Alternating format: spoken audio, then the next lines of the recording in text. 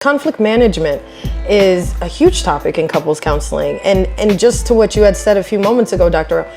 I try and let clients know in my practice, conflict is nothing to avoid. Conflict is nothing to be afraid of. Conflict can be a tool for growth. Exactly. If you know how to manage it.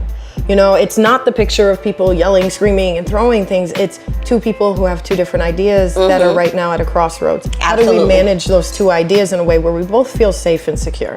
Absolutely. And so I really enjoy the couples work we do at Brain Power because I really enjoy seeing the growth. I really enjoy seeing folks use their skills in session and then talk about it when they go home, you know, and say, this really helped us. And obviously to grow with families, you know, from pre-marriage to marriage. I've seen couples all of a sudden decide they want children and go from that part to having the child, and now we've got a baby here, you know, in session. So I really enjoy the work we do with couples. It's a lot of fun. It also makes me want to do like Cardi B, like my chingeriness.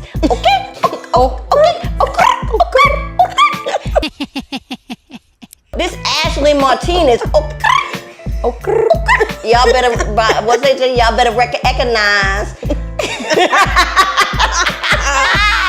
The amazing and beautiful thing is now in these rural areas and things where there's not a lot of access to clinicians of color. Now virtually we can reach more people. Have you seen that in your practice? Absolutely, 100%. I mean, I think the access when it comes to distance and transportation, but also with time. I said we see more flexibility, right? So more people are able to be seen because they can be seen on their lunch break, or you know, they can stay after work an extra hour rather than have to get, you know, focused. So I think it helps with the flexibility for our clients as well as the clinicians. Yeah, I was gonna say that too. It allows that now. I know when with mental health care, before a lot of times we had to work after hours in the evenings in order to accommodate the schedules of the clients, you know, that we want to work with. Now we could have regular working hours and say we're only going to serve this certain population, but we know that population, they are usually entrepreneurs or stay-at-home parents who don't need, everybody needs it, but maybe not as much as those who have other struggles. Right. But now, as you said, I can do it on my lunch break. And so now I can still be off at a reasonable time, 5, 6 o'clock, of spending time with my own family, and don't have to be here to 8, 9 o'clock doing therapy after hours or on weekends in order to accommodate, you know, that schedule. And I find that the clients, they appreciate it. You know, we're finding that the work is still being done, you know, contrary to that stigma before COVID. You know, COVID really showed us what we are capable of doing with the resources around us. And so I do appreciate that, because I don't know how Brain Power would have grown had it not been for this rise in telehealth, you know, and I appreciate the flexibility for the clients and myself. 4 years ago, I came down to the great state of Georgia, and I've been practicing since. Wow, I absolutely love it. So you're fresh here. Fresh meat. You know, as they say, fresh fish, you knew. Came the year of COVID. I could not believe it. I said I came fall of 2019, COVID hit spring 2020. So I did not like Atlanta in the beginning. I would say, yeah, you haven't even, I mean, pre-COVID Atlanta is really different than post-COVID Atlanta. I mean, so you don't even get me. Man, I mean, look at the world that we're in. So many different levels of normalized ignorance that we are operating under. You know, we're so easily Normalized distracted ignorance, I love that. and confused by what's really going on in this world, and allowing our outside influences to determine what health or happy is and what normal is and what manhood is. The hyper generalizations, I'm over it. You know, I'm totally over it personally, but it's not up to me. But all I can do is be a force and sharing the light to help everybody know that, look, we are all suffering, whether you realize it or not. If you have the capacity to take it into consideration, it's a good chance that you are on the first steps to put yourself in a better situation. Take into consideration the things that we ingest. And I'm not just talking about food, and thanks to Dr. New talking to us about sugar, but the things that we ingest energetically, like our companionships. For example, friends, pick a ship, it's just as powerful, right? Then we have our said family structures. You know what I mean? The things, these learned behaviors, you know, we all are creatures of habit, patterns, and if you here in 2023 truly believe that there's nothing wrong with you, that is the biggest problem that you could possibly be undergoing right now. Straight, heterosexual, these strong, Thank you for masculine, highlighting that. Come on, bring it in. Thank you for highlighting that. we are not seeing you guys Come here. on, man. So We are as an someone endangered who's species. done their own work, Yeah. as a, may I say again, very attractive.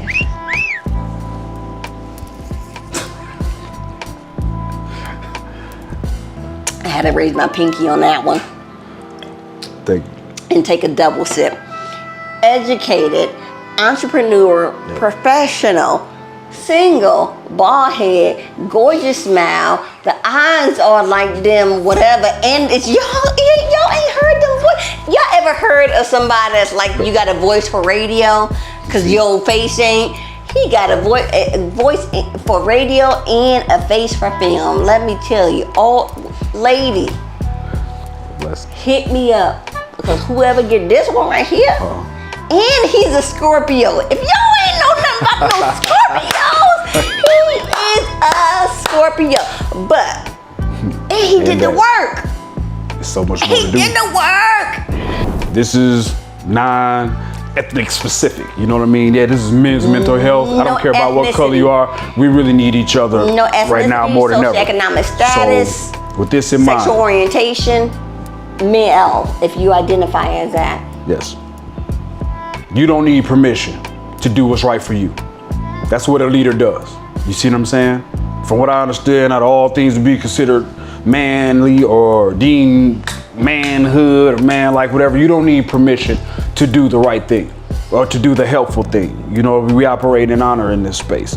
You don't need your woman or wives' permission to help yourself mentally, emotionally, spiritually. The education is out here, the information is out here, the support system is out here, the brotherhood is born, and all it takes is the desire, you know, and the tenacity to participate unapologetically, because we have to have each other's support more than ever. You know what I mean?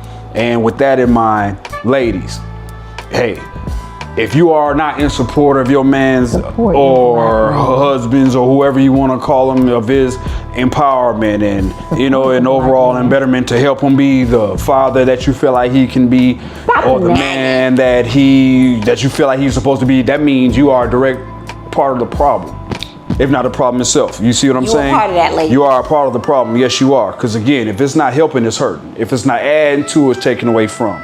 There's no realistic sense in letting the leader attempt to lead, but then you in the passenger side trying to drive. At the same time, if you aren't in supporting him making healthy decisions in support of the collective, that means you are the problem. You are the flat tire that's keeping you from rolling. So with that you are being- the flat tire.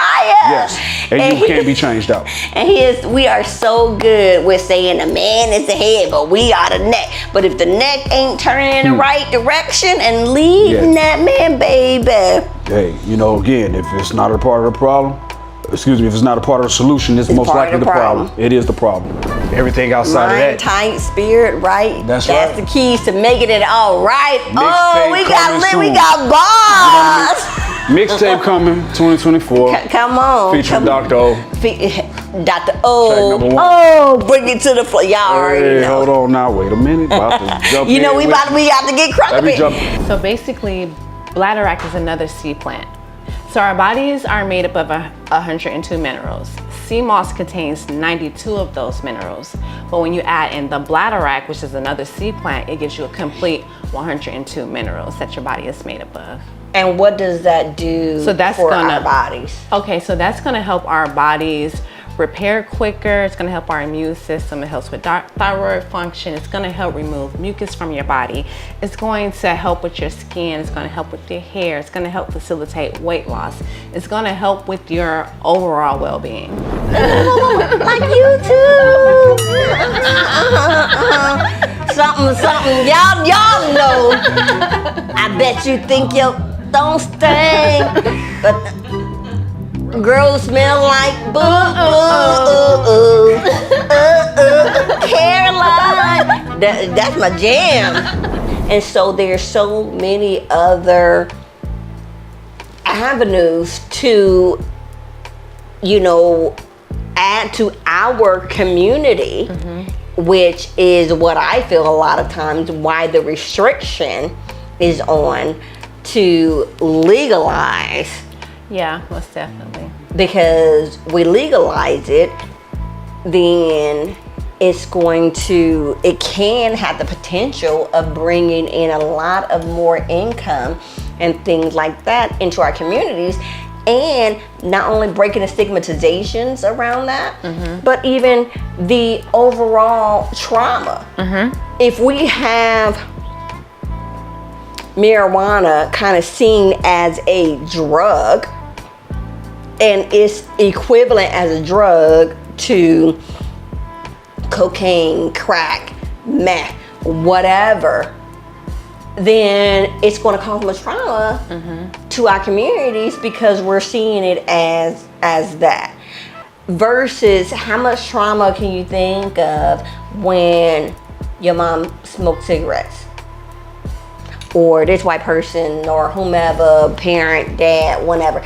Nicotine, as being legalized, is not seen as a illegal substance and does not create that same stigmatization. I just wasn't having it. I'm not planning on having any more kids. No, God, please, no, no!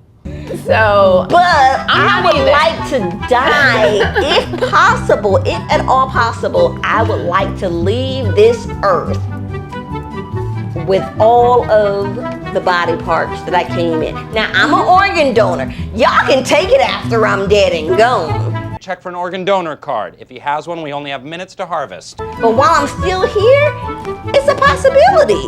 I'm only very young. I can still have children. And if I wanted to and decided I want to have one, I don't want that taken away from me.